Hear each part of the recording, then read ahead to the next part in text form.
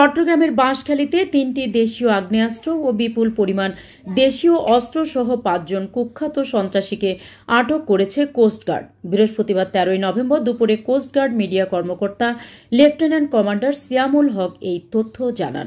একটি বিশেষ অভিযান পরিচালনা করা হয়।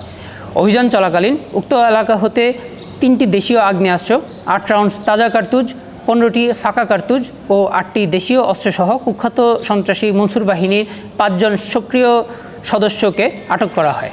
তিনি বলেন, গোয়েন্দা তথ্যের ভিত্তিতে জানা যায় চট্টগ্রামে বাঁশখালী থানাধীন নতুন বাজার সংলগ্ন এলাকায় কুখ্যাত সন্ত্রাসী মনসুর বাহিনীর সশস্ত্র সন্ত্রাসীরা অস্ত্রের মুখে স্থানীয় জনগণকে জিম্মি করে চাঁদাবাজি, জমি দখল, আধিপত্য বিস্তারের লক্ষ্যে নানা ধরনের সন্ত্রাসীমূলক কার্যক্রম পরিচালনা করে আসছে।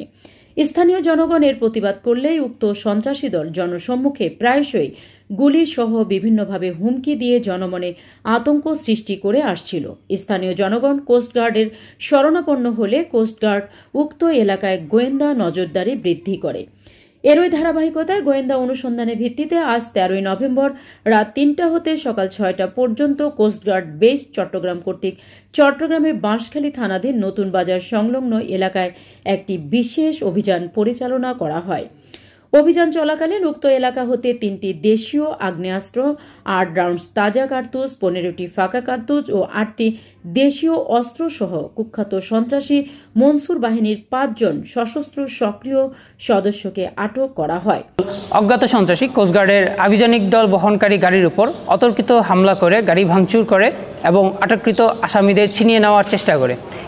উক্ত অভিযান চলাকালীন একদল অজ্ঞাত সন্ত্রাসী কোস্টগার্ডের আভিযানিক দল বহনকারী গাড়ির উপর অতর্কিত হামলা করে গাড়ি ভাঙচুর করে এবং আটককৃত আসামিদের ছিনিয়ে নেওয়ার চেষ্টা করে। এ সময় আত্মরক্ষার্থে কোস্টগার্ড আভিযানিক দল ৩ রাউন্ড ফাঁকা গুলি করে। আটককৃত আবু নসর চৌধুরী, আব্দুল কাদের, মোহাম্মদ জবিন আহমেদ, মোহাম্মদ জিয়াউর রহমান এবং সোহেল বাঁশখালী থানার বাসিন্দা। জব্দকৃত আলামত এবং আটককৃত সন্ত্রাসীদের পরবর্তী আইনানুগ ব্যবস্থা গ্রহণের কার্যক্রম প্রক্রিয়াধীন রয়েছে। তিনি আরও বলেন, সন্ত্রাসী কর্মকাণ্ড নির্মূলে বাংলাদেশ কোস্টগার্ড ভবিষ্যতেও এ ধরনের অভিযান অব্যাহত রাখবে।